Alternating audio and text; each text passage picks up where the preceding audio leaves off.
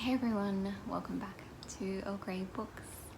I'm Ali, and today we finally have my last favourite video for 2019, which is my favourite poetry. So without further ado, let's get into it. I have 6 poetry collections, and I also included a couple of short stories into this section because it made sense to me. So, starting off with the poetry, I have Carrying the World by Maxine Benber Clark. I have 2 Maxine Benber Clarks on my favourite list this year. I have her in my non-fiction with the Saturday Portraits. And this is her poetry collection. This one came out a number of years ago and I bought it way back then, and I finally read it at the start of this year. I love Maxine Benber Clark. I say this every time. She's one of my favourite authors. And I loved this collection. Next up, we have Blackwack by Alison Whittaker. This is a kind of mix of like memoir, satire in poetry. Alison Whittaker is an Indigenous Australian woman, so this talks a lot about her identity and some of the struggles that Indigenous people still face today, which is sadly still a lot. This collection is beautiful and I just absolutely adored it. Next up, we have Oculus by Sally Wen Mao. This is, Sally Wen Mao is an Asian American woman, so it talks about a lot of her identity. It also talks a lot about Asian American representation in Hollywood. It talks about movies like 16 Candles and Breakfast at Tiffany's. While they are some of my favourite movies, they're also very, very bad on the representation front. So this was really interesting, and it was very different to anything that I've read before. I have never really read poems about the entertainment industry, and I really enjoyed these ones. Next, one of my favourite poets, I have Life of the Party by Olivia Gatwood. This is her second collection.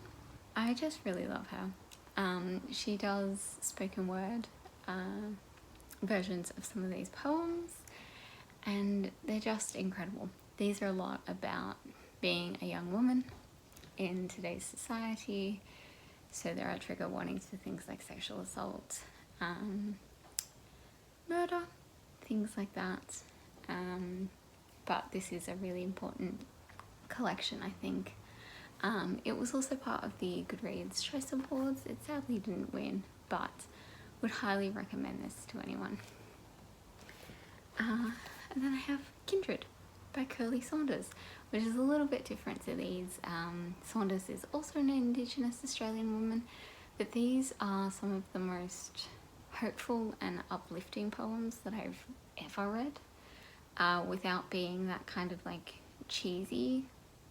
Like, these are full of heart, and they don't shy away from tough subjects, but they are also very beautiful and very hopeful, which I think was a really nice way to sort of round out the year after a year of reading upsetting books, as I always do. And then the last poetry collection I have, I don't have a physical copy. I read it as an ARC from NetGalley, and that is If My Body Could Speak by Blythe Bard.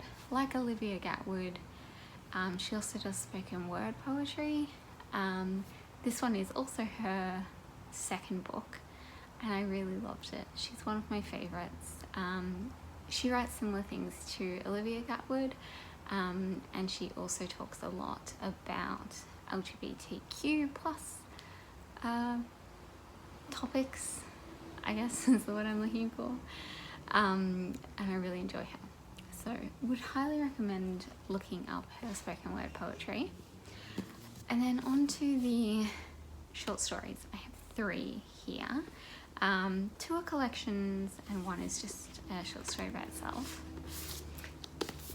So I have Friday Black by Nana Kwam Ajay Brenner.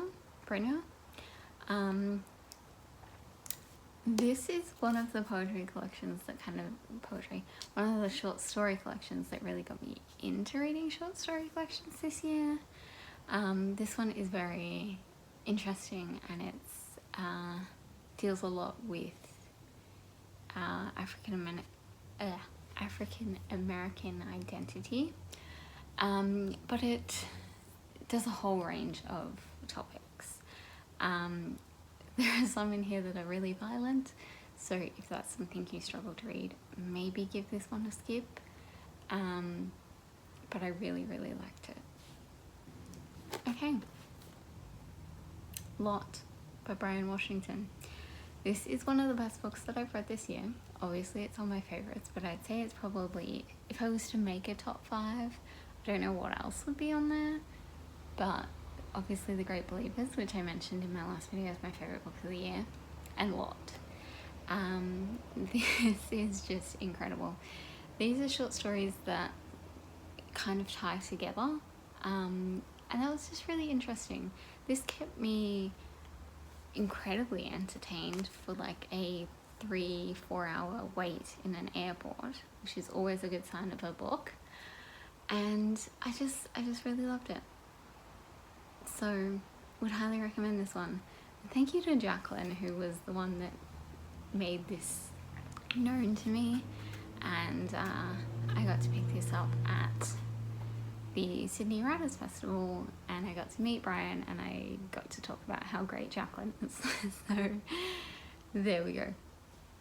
And then finally I have my little single short story, and that is Mary Ventura and the Ninth Kingdom by Sylvia Plath. This is one of the new Faber stories that came out this year.